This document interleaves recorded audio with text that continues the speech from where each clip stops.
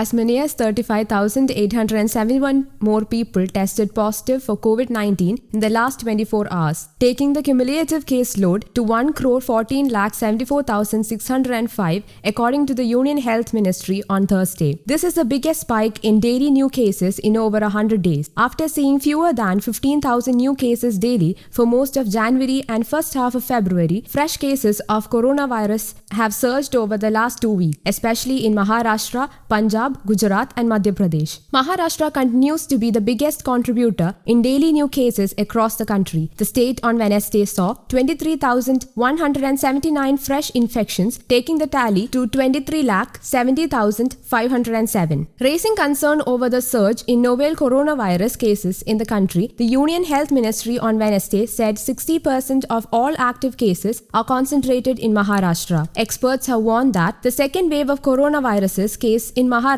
may be linked to previously uninfected people stepping out after almost a year at home and, if not contained, could lead to more states being hit by similar waves. India's COVID-19 tally had crossed the 20 lakh mark on 7th August last year, 30 lakh on 23 August, 40 lakh on 5th September and 50 lakh on 16 September. It went past 60 lakh on 28 September, 70 lakh on 11 October, crossed 80 lakh on 29 October, 90 lakh on 20 November and surpassed the 1 crore mark on 19 December. The country has so far administered 3,71,43,255 doses of anti-COVID jab to people. The countrywide vaccination drive was rolled out on 16 January with healthcare workers getting inoculated, and vaccination of the frontline workers started from 2nd February. The next phase of COVID-19 vaccination commenced on 1st March for those who are above 60 years of age and for people aged 45 and above with specified comorbid conditions.